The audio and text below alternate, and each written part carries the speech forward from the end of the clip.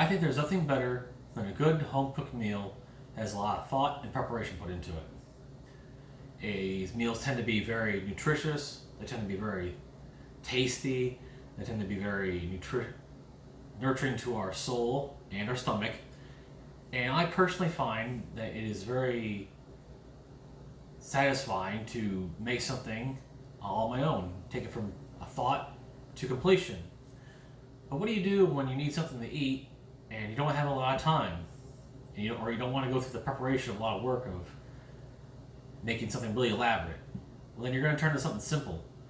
And the simplest thing I can think of is macaroni and cheese. Something that just is about every kitchen in America. Everybody's had macaroni and cheese. But the problem with macaroni and cheese on its own is it's not very fulfilling. So today I'm going to show how to make a pot of macaroni and cheese and how to try to improve it and make it a little more fulfilling and a little more tasty.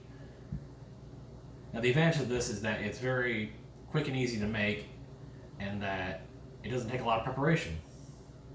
So you want to start first and foremost with your pot, your measuring cup, and your box of your macaroni and cheese that you want.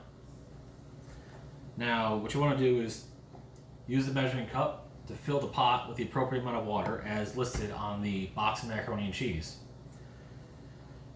After that, you want to put the pot on the stove and turn on the burner and get the water boiling. Now as the water is warming up, you want to open your box of mac and cheese, remove the cheese from the package, whether it's a sauce or a dry pack version of cheese, and set it to the side. Now once the pot of water is at a boil, you're going to add a pinch of salt and then dump the noodles in. Now it's going to take about probably 8 to 10 minutes, and you're going to want to stir occasionally with your spoon. As you can see, I have a handy one here that has holes in it that makes it nice and easy to drain the water and catch the noodles when I want to try see where they're at in the firmness. Now while the pot is boiling with the noodles in it and it's got the water cooking it, you want to go ahead and start prepping other items you want to put in the pot. Some items I like to put in are canned beans and canned vegetables. You see here I've got corn and cut green beans. You can open those up, drain them, and microwave them while the noodles are cooking. For a little bit of flavor, you can put some salsa in. I find about 8 ounces or a half a cup is really good for a pot. Or a single can of diced tomatoes and chilies. This is a mild flavor. You can get it kind of a little bit hotter if you want more heat. If you want something a little more complex than that,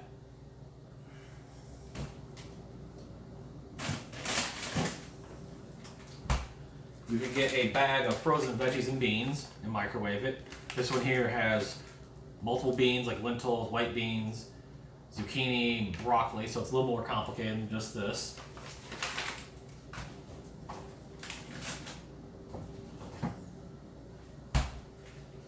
If you want to, before you cook the noodles, you can fry up a pound of ground meat, such as beef, or for more of a Tex-Mex kind of flavor, ground chorizo. So if you're going to add some meat into it, I would recommend using a whole jar of salsa or 2 cans of diced tomatoes.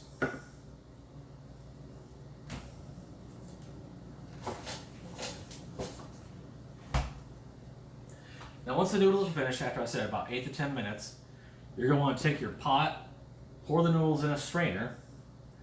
Now if you're using a sauce packet, you can add the noodles back in, cut open the packet, and pour the cheese on and mix it. If it's a dry powder, you want to leave the noodles in the strainer, put some milk in the pot, pour your dry powdered cheese in, mix it up a little bit, and then return the noodles to the pot. And from there, you can take your items that you've prepped, whatever that may be, then you add it in and mix it around, and now you've got your meal. And then to finish, once you're done eating and you're satisfied, you can take whatever's left in the pot, put it in some Tupperware, and put it in the refrigerator. What I find is really handy is if you, say, microwave a can of green beans, after you pour it into the pot, you just set this to the side, and then when you want to refrigerate it, you just put it back in there, and it saves you the hassle of using a separate piece of Tupperware just to store something. And so with that, we come to our end here, and I hope that you have learned how to make a pot of macaroni and cheese, And I hope you get some ideas of your own if you ever want to spruce it up. I think this is a really handy way of making a quick and easy meal. And you're really not limited. You're only limited by your imagination, and you can put whatever you want into it. That's what I find it's really attractive about this. Thank you.